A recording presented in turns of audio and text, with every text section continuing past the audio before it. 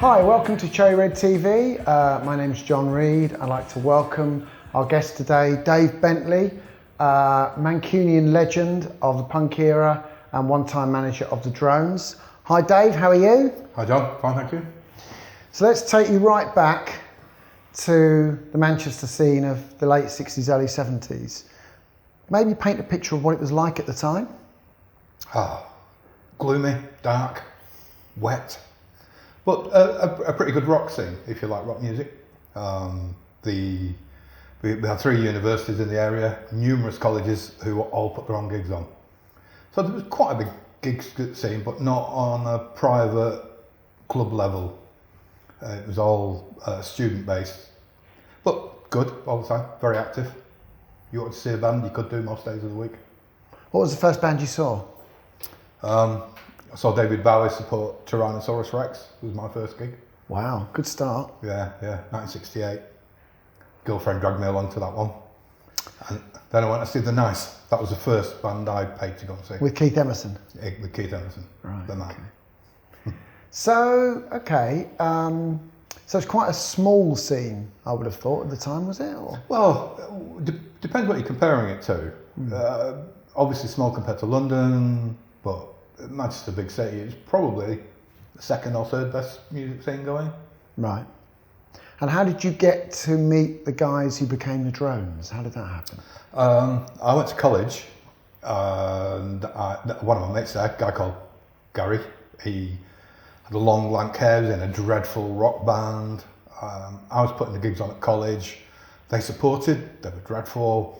And one day he turned up to college and he got this small perm instead of lank greasy hair, got this perm. I thought, what have you done? And he said, I've joined a pop band. I'm fed up of being broke. Oh, right, okay. And somehow I went along to some rehearsals and they were playing and I started fiddling with the equipment a little bit and I became their roadie. So that's how I got into... And was that Rockslide? That was Rockslide, yeah. Right, okay. And what year would this have been? Was this sort of mid-70s? This is before punk, right?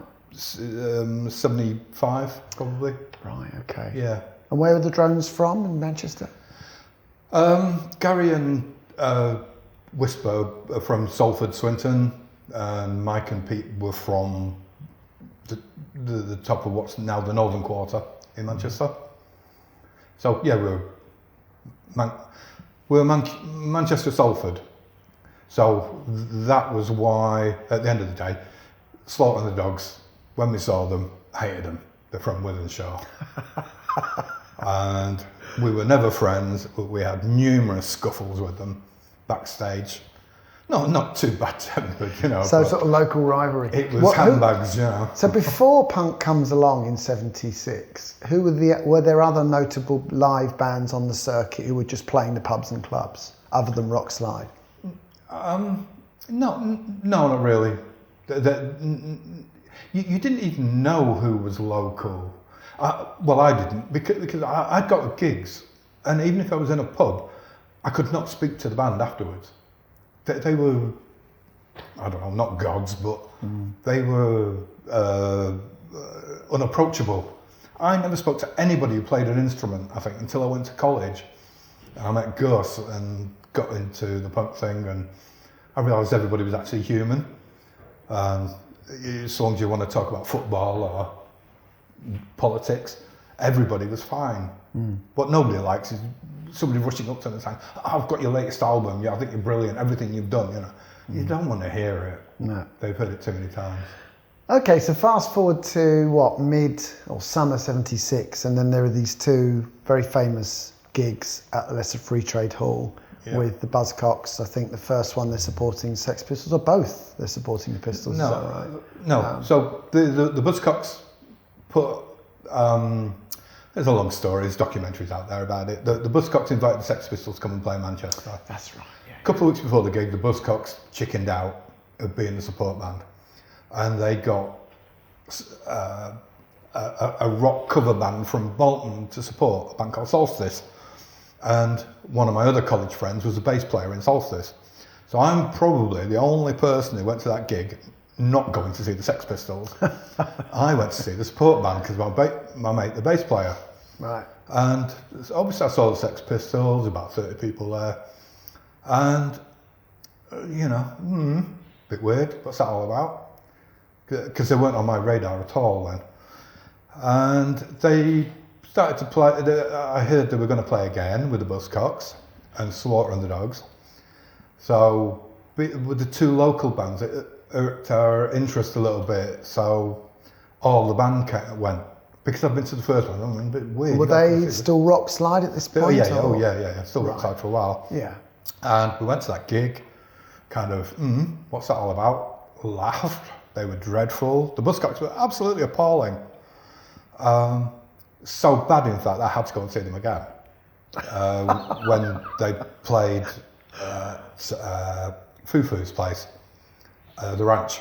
He had a little kind of gay club at the back. They played the Ranch, and I had to go because it was so bad. And I went to see them and got it. Wow, this is it. And this is what, late 76 now? I don't remember the date. Probably still mid. It was only a few weeks after the Free Trade Hall, the second Free Trade Hall gig. And I went to rehearsals a few days later and said, I went to see the Buzzcocks again. And they go, why? Because it was so bad, I just had to go and see them again. I said, brilliant, absolutely, nailed it. I know what it's all about, So we can write songs better than that. Go on then. They wrote a few songs and they liked them. What they'd done, apart from one thing they'd written for Rockslide, they'd never written anything for themselves. They just did cover songs. And we carried on as Rockslide because we were making a fair bit of money. We were the only band in Manchester that had a full PA and a van. And so it wasn't a black and white, we're stopping playing that and we are being this. They morphed from Rockslide into the Drowns gradually. And then we had to make the decision to stop playing as Rockslide. So you were managing them at this time, if that's the right word? Guiding probably was a better word at the time because we were still Rockslide, they didn't need a manager then. But yeah, I did become the manager. Right. Because I did have a clue what it was all about. I had put gigs on at college, so I knew how to promote. I knew what was required. I knew how to do it, and took it from there. So what would be can you think of what would be the first official Drones gig as opposed to Rockslide, where they were kind of an out and out punk band? Or is there a moment, or was it just a sort of evolution, like you say? I can't actually remember the very first gig. I've seen it that it was the Generation X gig at the Holsworth Hall. That couldn't have been the first gig.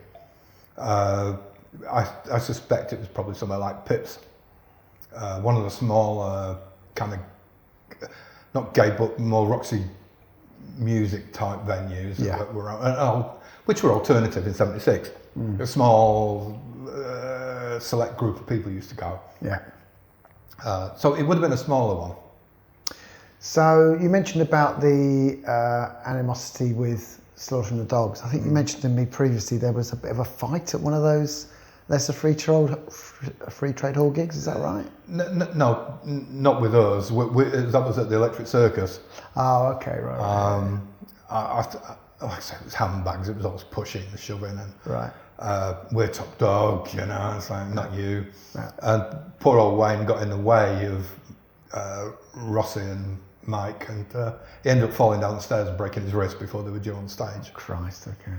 But I was an accident. Yeah.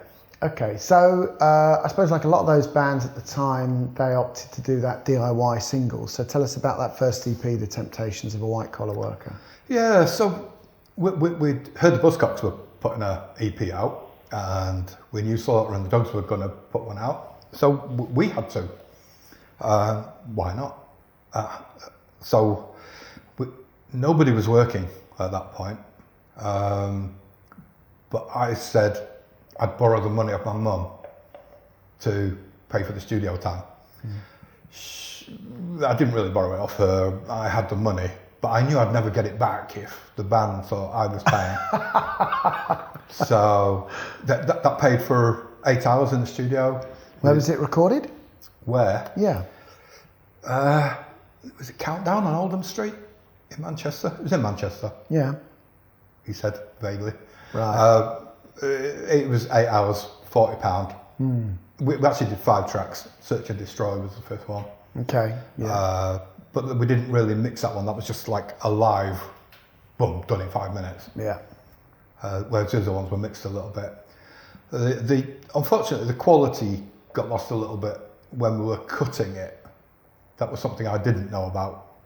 And that's why if you've got an original EP, if it sounds a little bit muddy, it wasn't the tape, it was the way it got cut. We didn't know any better. So the label, was that basically, did you do a distribution deal with someone or pressing yourselves? Or? No, which it was like, let's get, right, we tape this, let's make 1,000. Yeah. We had no thought on how we were going to sell them. Yeah, yeah. So we got them. I knew Rough Trade wholesaled and two or three other places in London. So I set off with 1,000 singles under my arm one day and went round and hawked them all. I sold them all. And the next week there were people were phoning saying they wanted more. I was like, ooh, thank you. So eventually I think we did 5 pressings and we sold 14,000. Amazing, yeah. Yeah. So right place, right time. Yeah, of course, yeah. So then the next thing, I guess, for the drones was this deal with Valor Records. So tell us about them. Who was behind Valor Records? 2 mysterious guys who were selling like K-Tel veg choppers. You've got to be of a certain age to remember them. They used to chop nuts. So the kind of thing was advertised on television, like the shopping channel it would be now. Yeah. Very much so, yeah. So they weren't in music at all? No. They'd done a Best of Tamla Motown double LP and they'd sold a lot of them. And for some reason, they seemed to think that made them a record label. They were getting bad advice off people. Not from our point of view, because they signed us up. Why we signed to Valor was, to be blunt, we were running out of options. Most record labels wanted London-based bands, for whatever reason. And we didn't have a lot of choice. Virgin were possibly they're interested, right, okay. But when somebody comes to London and offers you 10 grand, it's like, yeah, okay, we need it. Yeah. And like I say, we weren't the first to get a deal. We were running out of options because most labels were only signing one band because it was so new. They didn't know how long it was going to last or anything like that. Yeah. So Valor took us on. We got paid quite well, and we got paid, which I think some bands who got promised more didn't. And do you remember anything about the making of the album Further Temptations? Yeah. CBS Studios in London. For some reason, the one thing I remember about it was we used to go to Euston, then we'd get 2 tube trains from Euston to the studios. I think we could have walked it in like 500 yards or something, because we didn't know London, you know. And the Clash they were on the ground floor as we were on the 3rd floor. They were making their first album as well? I think so, yeah. Right, okay. They definitely had a couple of singles out at that point. Yeah. So we did meet Joe Strummer, who very likable guy, and Mike. We did, in fact, set him up for a joke. It's a bit long-winded, but Strummer fell on the floor laughing. The other guy, what's this all about? Oh, okay. And that was the drums. You either loved them or hated them. Right, okay, yeah, fair enough. So the album came out and Valor gave it quite a big push, didn't they, at the time? Yeah, I've got to say, at this point I've left. Right. I could see the way it was going and I told them how many they were going to sell, but they went ahead and pressed gazillions of them, like 50,000 or something.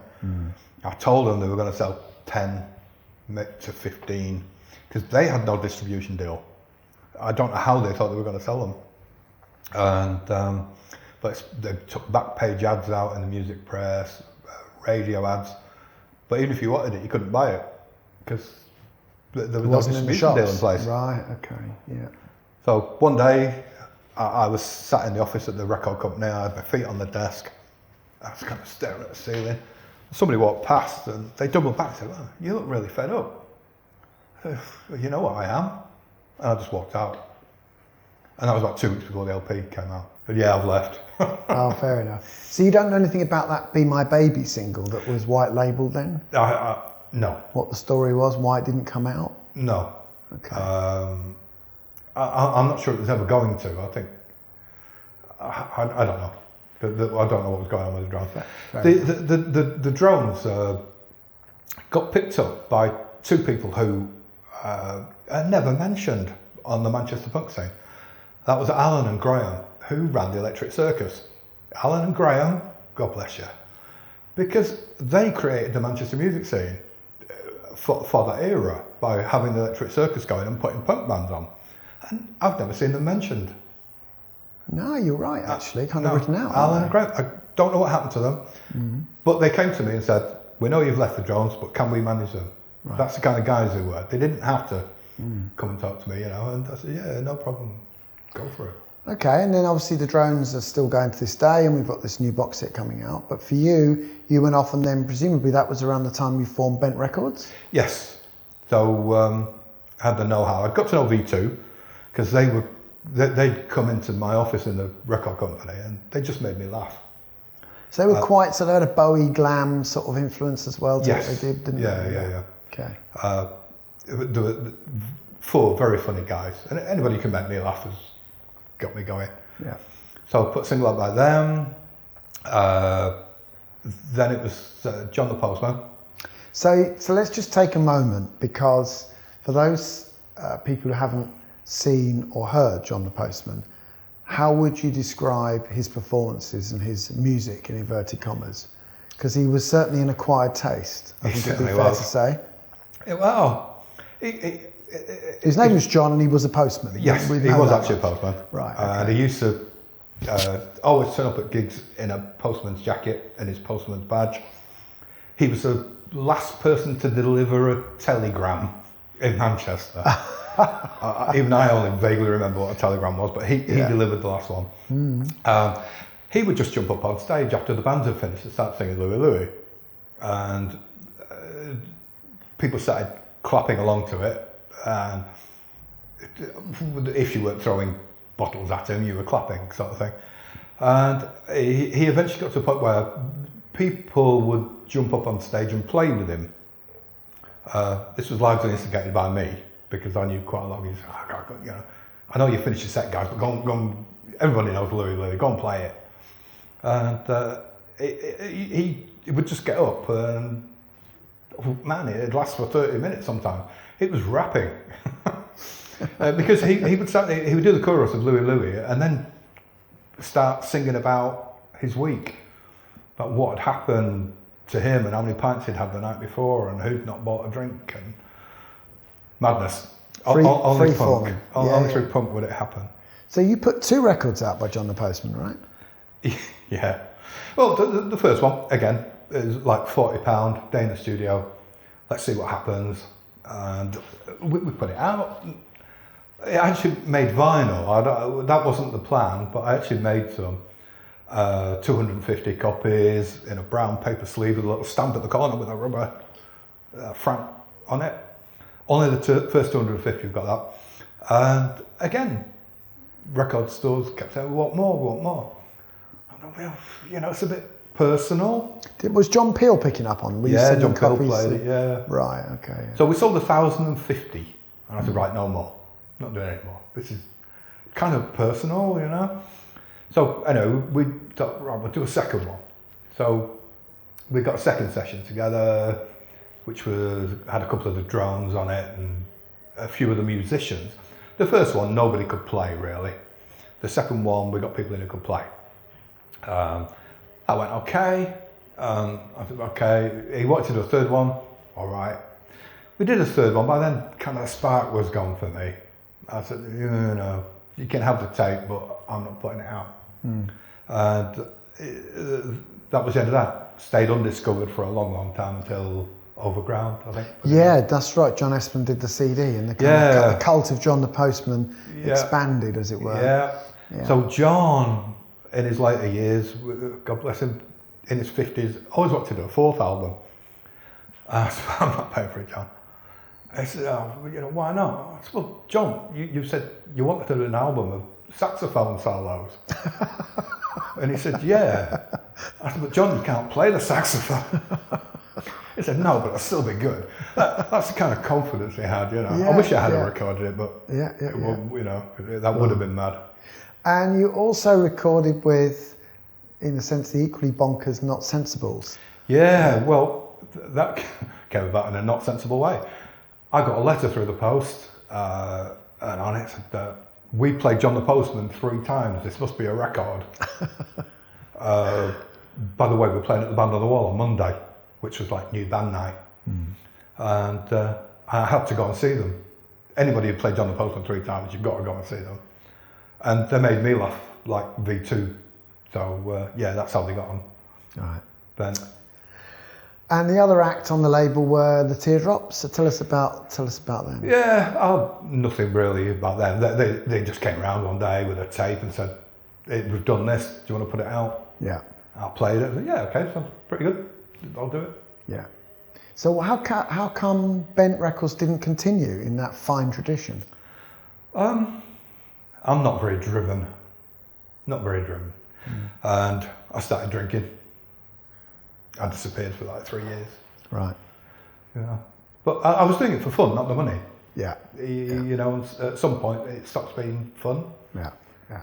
So if I was driven, I could have been Richard Branson maybe, I don't know. But no, it wasn't to me. But then years later, did you not reunite with the Drones as well in the 90s, was it, I think? Yeah, well, I'd been in Australia for 6 years and came back, and Postman said, Granada are recreating the Sex Pistols' first gig, and they want everybody was there to go, who they can find.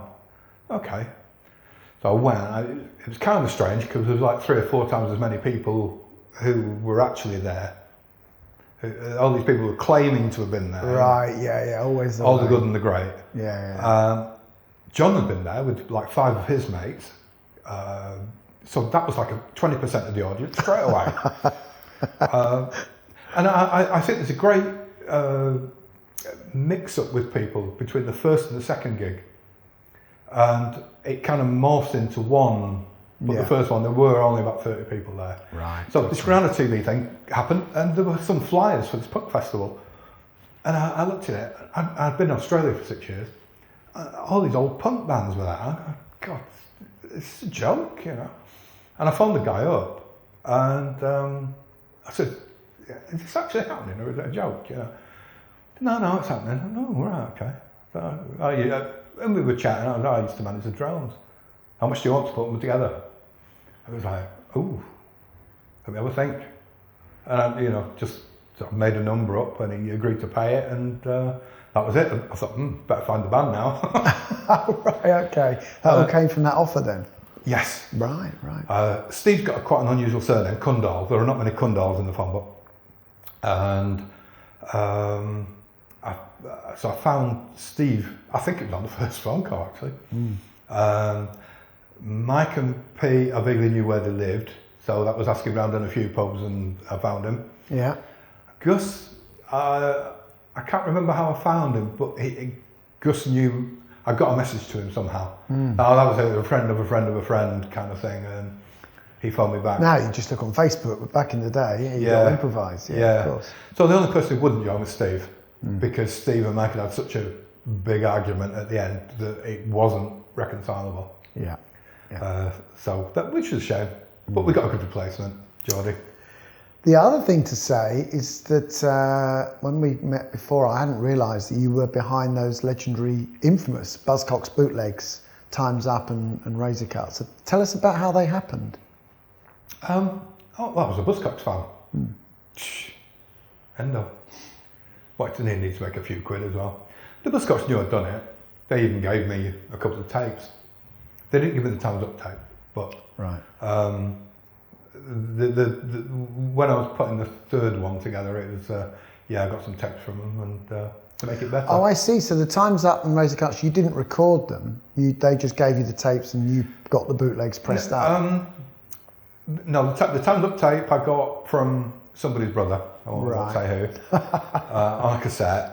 Because it's now become a kind of mythical thing, like the Spunk bootleg Sex Pistols. Oh, right, okay. Well, and there's a big box set that came out of the Time's Up and the Spiral Scratch recordings a year or two ago on Domino. So it's kind of got its own kind of legend really now. Yeah.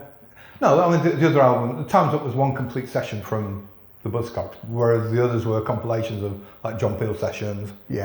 And bits and pieces of other stuff that I got hold of. Right. But it's because I was a Buzzcocks fan. I mean, I went to 11 of the 13 gigs that they played with Devoto singing. Yeah. And some of them were in London as well, so we'd get a minibus down to London. Yeah.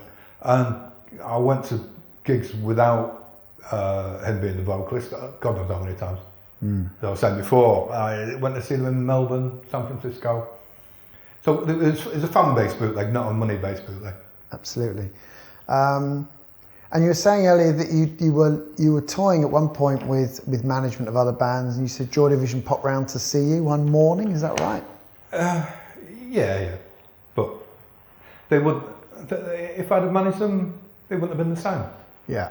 They may have ended up as being nobodies who never made anything. So it was good for them that I didn't get involved in them.